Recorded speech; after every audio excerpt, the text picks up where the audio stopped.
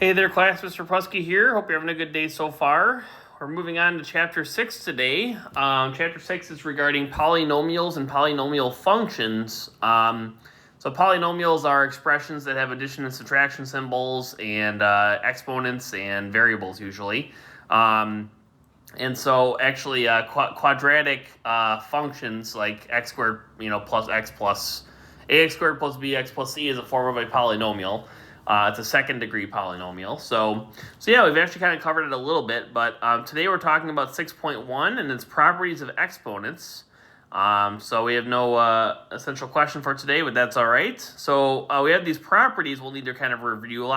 We covered a lot of this in Algebra 1. So let's get right into it. So it says let a, b, and c be real numbers and let m and n be integers. Okay, so we have the first one we have is called the product of powers property.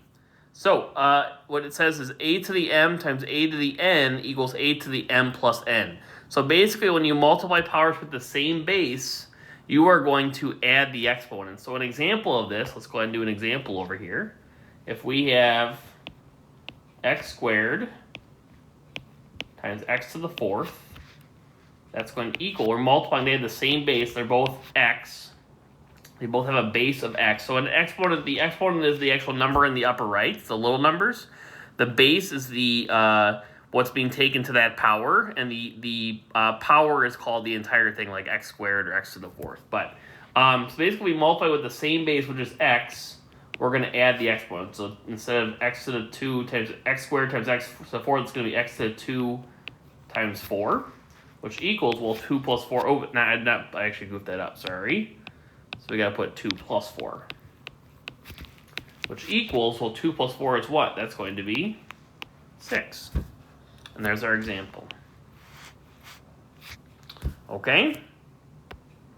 The next example we have is called the power of a power property. I like to call this pow-pow. Power to a power. This one down here is also kind of a pow-pow too. Pow-pow and pow-pow, okay? So basically what this says is that we have a power taken to a power on the outside of the parentheses like that, like a to the m. So for example, we have a to the m to the nth power, that's a to the m times n. So we'll do an example over here, but basically it's kind of like you're distributing the n to everything in the parentheses here. Down here it's going to be the m to the a and to the b, basically. It's not really distribution, but that's kind of how we like to think about it, make it kind of easy to kind of figure out the rule here. So if we have, for example, 5x squared all to the third power, we're going to do 5 to the third power and x squared to the third power. So I guess I could have shown you why these examples work. So for example, x squared times x to the fourth, that's going to be x times x, there's 2 x's there, times x, and then 4 x's here. And that's going to be, well, we got 1, 2, 3, 4, 5. We have 6 x's, so that equals x to the 6. That's why, if you, when in doubt, you can expand it out. You can expand out these powers and these problems to see what the answer is going to be. So why does pow-pow work the way it does? Well, let's do an example over here. If we have x squared let's do x to the third, actually. I'll do x squared to the third. Why not? So we have 3 x squareds being multiplied here. X squared times x squared times x squared. Well, that's going to be x to the 6, isn't it? That's going to be 2, 4, 6.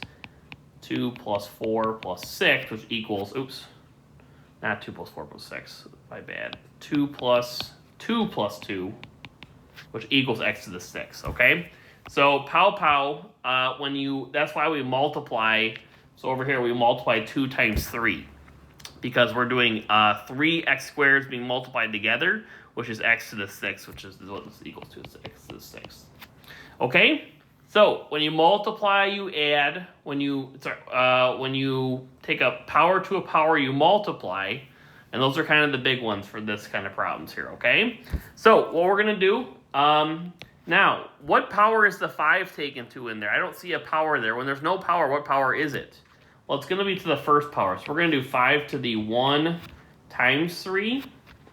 And we're going to do x to the 2 times 3. Okay, so when you take a power outside to a power in parentheses outside the parentheses, we're going to multiply the powers, 1 times 3 and 2 times 3. So 1 times 3 is going to be to the third, and 2 times 3 is going to be to the sixth. And I did this problem on purpose. Do not stop here with 5 to the third. You always want to simplify 5 to the third power. You literally want to do 5 to the third power, which is not 15. It is 5 times 5 times 5, which is 25 times 5, which is 125 x to the sixth. Okay? So that's how you do power to a power. You take the power outside the parentheses and you multiply it by the powers inside the parentheses.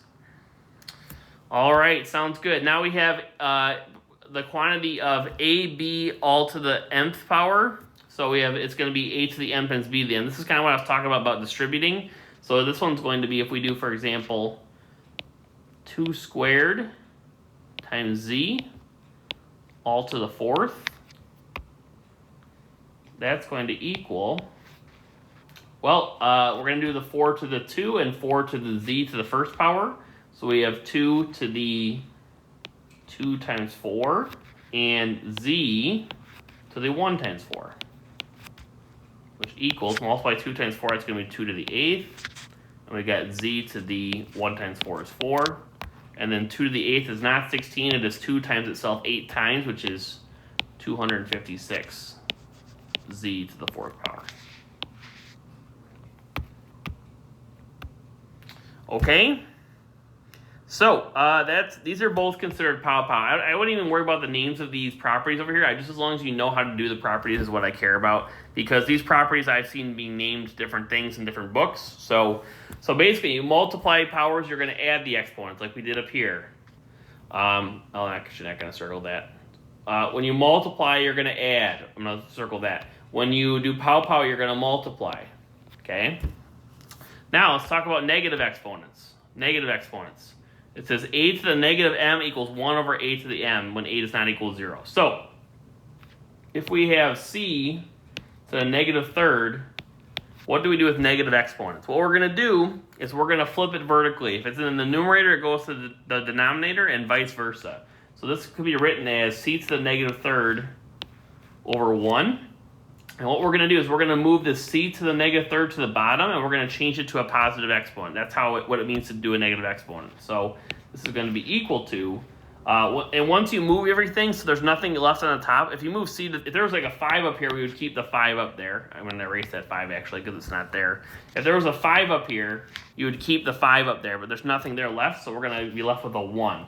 So once you move something, a negative exponent, there's nothing left on top. There's going to be a 1 left over. And this is going to become 1 over c to the third. So negative exponents, they move vertically. And once they move, so in this case from the numerator to the denominator, it's going to become c to the positive third. And that's all you have to do for negative exponents. And then the next one is going to be a similar thing. This one, the negative in the denominator here. So we'll do 1 over a to the negative 9th. And in this case, the negative is in the denominator now, so we're going to move it to the top. So we're going to have a to the 9th over 1, because there's nothing in the denominator anymore.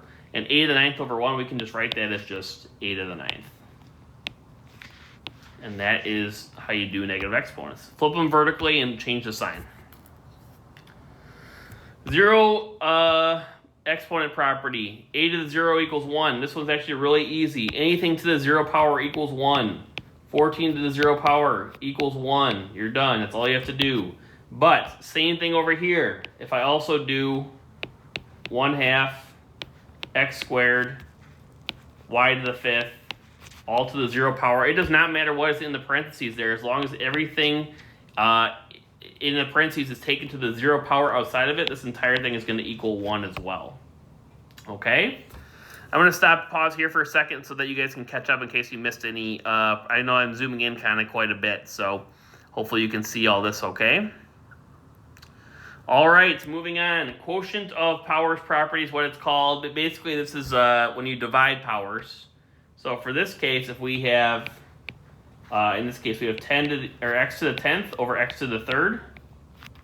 that's going to equal, when you multiply, you add. When you take a power to a power, you multiply. When you divide, what do you think we do? We're actually going to subtract. So 10 x to the 10th divided by x to the 3rd is x to the 10 minus 3, which equals x to the 7th. Okay? But you actually do not need to do, like, I'm going to show you a shortcut for this problem. It's going to make it a little bit easier, okay? I'm going to show you a shortcut. So if we have x to the 10th over x to the 7th, or to the 3rd, that is. To the 3rd? Yeah, to the 3rd. Here's a shortcut. Instead of like doing subtracting every time, because it gets a little bit clunky if you have to subtract every time, here's what I want you to do instead. All right, you are going to cancel the smaller number of exponents and subtract it from the bigger amount of exponents, okay? So what does that mean? So for example, if you have x squared, if we have the same thing on the numerator, let me write that a little bit farther to the, up higher, actually. So if we had x to the 3rd over x, right? Well, that's going to be, there's 3 x's on top. When you are doing fractions, you can cancel, if there's a number or a variable that's on the top and bottom, they're going to cancel. So in this case, we have x to the 3rd over x. Well, one of these x's is going to cancel, and you're going to be left with x squared, right? It's going to be left with x squared over 1, or just x squared. Same thing for any other problem. So basically, you look at the smaller number of exponents, and that's how many exponents are going to cancel, all right? So we have 3 x's on the bottom here for this x to the 10th over x to the 3rd. These 3 x's are going to cancel, and then we're going to take away those 3 from the top. So how many, if we take away 3 x's from 10, we're going to have how many left over? We're going to have x to the 7th. 10 minus 3 is x to the 7th. So this is a shortcut. This is actually a lot quicker. Okay? So if you have the same thing on top bottom, it's going to cancel. And you're going to cancel the smaller number of exponents, and you're going to subtract that from the whatever is left over. It could be on the top or bottom. Whichever number is bigger, you're going to subtract it, and that's going to be your final answer. Okay? Let's do the same thing for the next one. Your next one is if the bigger number's on the bottom. So let's do y to the 4th over y to the 8th. So that's going to, again, we'll do it the long way and the short way here. It's going to be y to the 4 minus 8 when you subtract, which is y to the negative 4th. And then you got to flip that around. You got to flip that around. It's a negative exponent. It's going to be 1 over y to the 4th, right? Put this over 1, flip it to the bottom. Okay, that's one way to do it. But the other way to do it is just to do the shortcut, which is y to the 4th over y to the 8th. Now, what's smaller, 4 or 8? Well, we have 4 as the smaller number of exponents. We're going to cancel these 4 y's. We're going to subtract 4 y's from 8, which is going to be how many left over? We're going to have 4 left over, which is going to be, so now we have 1 over y to the 4th. So instead of subtracting and then doing a negative exponent, now we just figured out it's 1 over y to the 4th, which is left over, which is a lot quicker in my opinion. Okay, a couple more examples here. The last one is kind of similar. It's like pow again. You're going to do m to the a and m to the b, or a to the m and b to the m. So, for example, if we have 7 over x squared, all to the 3rd, we're going to do 7 to the 3rd, or we're going to do x squared to the 3rd. So that's going to equal 7 to the 1 times 3 over x to the 2 times 3. Which equals 1 times 3 is 7 to the 3rd. And then 2 times 3, oops, I goofed that up actually. Let me erase that. And we're going to do 2 times 3 is going to be like this. And then we have x to the 2 times 3 is 6. And then we're not quite done yet because 7 to the 3rd is not, we want numbers to be reduced as far as possible. So 7 times 7 times 7 is going to be 343 all over x to the 6. And there's our final answer. Okay. So a lot of properties to think about here. We're going to, somewhere on your other sheet of paper, either on the back, hopefully you have room on the back or something. If you don't, make room somewhere. We're going to write some steps. I'll write it to the, we'll write it in the bottom over here, okay? So we're going to write some steps to help us with remembering exponent properties. So we're going to call this exponent properties procedure. Oops. Exponent properties procedure. So The first thing we're going to do when we're doing exponents is we're going to do pow-pow. Anything from a power to a power on the outside with the parentheses, we're going to do pow-pow first. Okay? Second thing we're going to do is we're going to multiply straight across.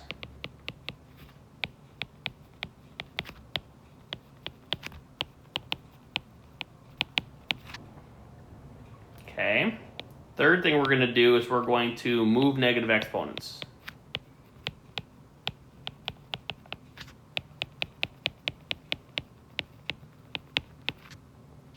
And the fourth thing we're going to do is we're going to reduce and cancel.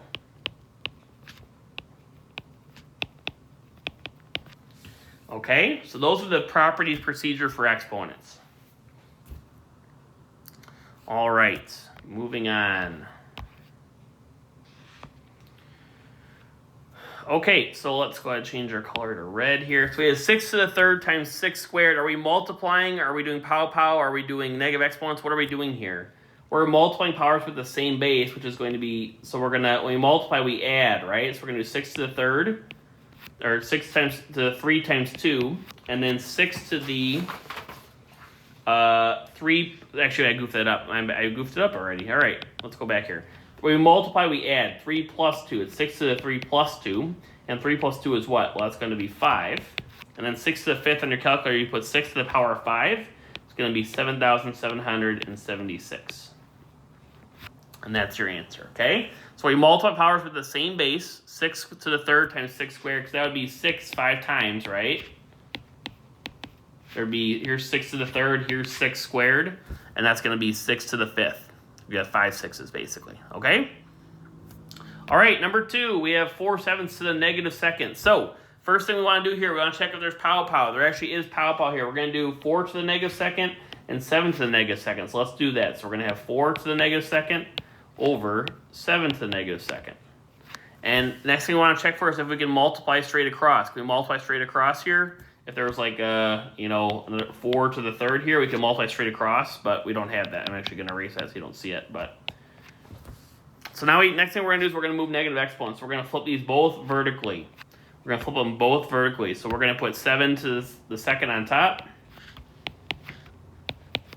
over 4 squared on the bottom. So once they move, they become positive. The 7 to the negative second moves to the top, 4 to the negative second moves to the bottom, and they're both going to become positive. And then 7 squared is 49. 4 squared is 16. All right. Now we're getting a little bit heavier here. So number 3, we have 12 n to the 4th q to the 7th over negative 33 n to the 6th q to the 3rd. Do we have any pow-pow happening here? Anything like this? That's not gonna. I'm not gonna leave it there. I can't do that when I actually draw it. But anything with parentheses to another power. No. Can we multiply straight across? Is there anything with like terms that we can multiply straight across? So for example, if you had x squared times y times x to the 5th, you could multiply x squared and x to the 5th, right? But we don't have anything to multiply straight across. So now we're going to reduce and cancel. So we want to check the numbers and see if we can reduce those fractions. So we have 12 and negative 33. Is there a number that goes into 12 and 33? It looks like 33 might be prime, but it's actually not. There's actually a 3 that goes into 33. So 3 goes into 12 how many times? It's going to be 4. And 3 goes into 33 how many times? That's going to be negative 11. Okay?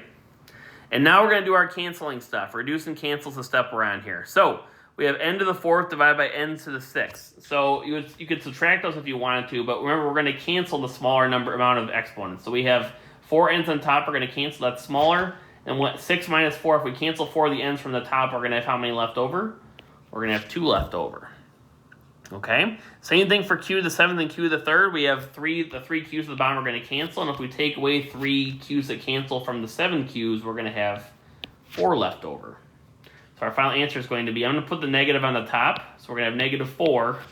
We're going to have q to the 4th all over 11 and squared. And that's our final answer. Okay? So reduced, simplified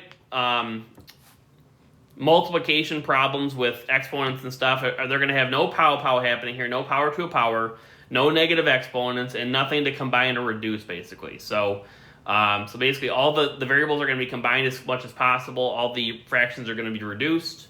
And this is what you're going to get for your final answer here. So we actually can't do anything else with negative 4/11, all that stuff down there, okay? All right, couple more. All right, we have w to the fourth, m to the negative 6, n to the third, all over w to the negative fourth, m squared, n to the eighth. Do we have any pow-pow happening here? We do not. No parentheses. Do we have any anything to multiply straight across? We do not, because w, m, and n don't combine, and w, m, and n don't combine. Those are not like terms. Those are not like bases. Do we have any negative exponents? We actually do. We have m to the negative 6 is going to go at the bottom, and w to the fourth is going to go at the top. Okay? So now I'm going to write w to the fourth. There's already a w to the fourth up there. And then we're going to have n to the third. And then on the bottom, we have m squared. And that m to the negative 6 goes to the bottom. And we have n to the eighth. All right, no more negative exponents. We got those taken care of. Now we got to multiply straight across. Multiply straight across. So we have w to the fourth, and we have to look for multiply straight across means we have like numbers or like bases. So we have w and w on the top. So 4 plus 4 is going to be what? It's going to be w to the eighth. We have n to the third is going to stay there. Over, and then we have 2 plus 6 is going to be m to the eighth. And then we have n to the eighth. This is already down there. All right, now we got to reduce and cancel. If we reduce w and m, nope, those aren't like bases. What about the n's?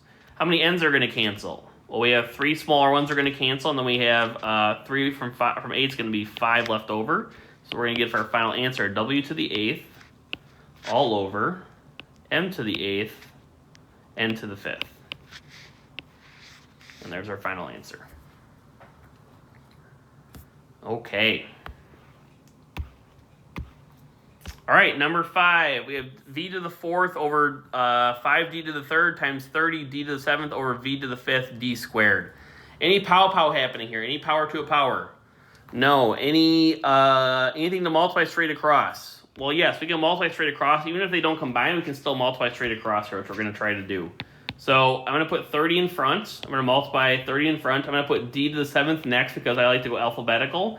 And then v to the fourth doesn't combine with anything, but we can still just combine it on the top and just go like this and put it behind the 30 d to the seventh. Okay, let's multiply on the bottom now. So we have 5 is the only number, like big number down there. Then we have d to the, 3, d to the third times d squared. We multiply, we add, so 3 plus 2 is going to be d to the fifth. And then we have v to the fifth is going to come along for the ride. Okay. Nothing to multiply straight across. Any negative exponents? Nope. Do we have anything we can reduce and cancel now? The answer is yes, we do. We can reduce 30 and 5 as a fraction. What number goes into 30 and 5? Well, 5 does. 5 goes into 5 one time. 5 goes into 30 6 times. So that's going to be good. What about any variables that are going to cancel here? Well, we got 5d's on the bottom, 7d's on top. Well, 5d's are going to cancel. Those are smaller. So we're going to take away 5d's from the 7d's. We're going to have 2 left over. And then we have 4v's on top, 5v's on the bottom. Well, 4v's are going to cancel, and we take away those 4v's from the 5. We're going to have 1v left over. Or just, I don't even need the 1 there, I don't think. That's fine. Okay, so. And then now we can simplify what we have left here. So we're going to have 6d squared all over, and then what's left over on the bottom is going to be just v. And there's our final answer. Okay. This video is going to take a long time, but we're getting through it here. All right. So that is simplifying. That's simplifying exponential expressions. It is kind of tricky. It was even hard in Algebra 1, but stick with me and we'll be okay. Just try to follow these steps like I mentioned down here, and it'll become kind of more automatic once you get used to it. Okay, let's talk scientific notation now. Scientific notation, it's the form c times 10 to the nth, where c is between 1 and 10, and n is an integer. Okay? And the second line we're going to write here is if you move c, or 10 to the nth, you need to adjust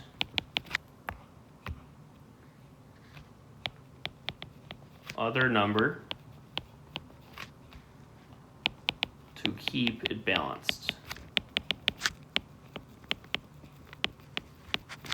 Okay, so let's check in a second to write that down real quick.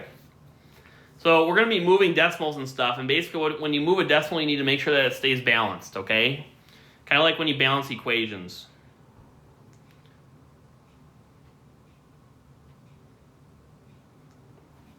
All right, sounds good. So we're multiplying number one to simplify each of the following using scientific notation. So we have 0.00045 times 123 million. So the best way to do this is to convert it to scientific notation first. And the way we do that is we're going to move, if it's c times 10 to the nth, c needs to be between 1 and 10. Okay, so it's between 1 and 10. I'll keep that underlined there, actually. Between 1 and 10 means we need to move the decimal.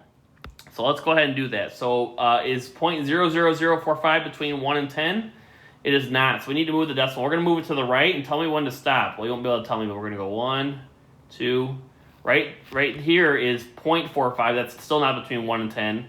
Right here would be 4.5, which is between 1 and 10. If you go farther, that'd be 45, which would not work. So we can't go to 45. So we're going to go to 4.5 times 10 to the what? Well, let's think about this. We made this 0.00045. We made it to 4.5. We made that number bigger, which means we need to make our 10 number a little bit smaller. So we moved it 4 to the right, which means we need to multiply times 10 to the negative 4th to keep it balanced, okay?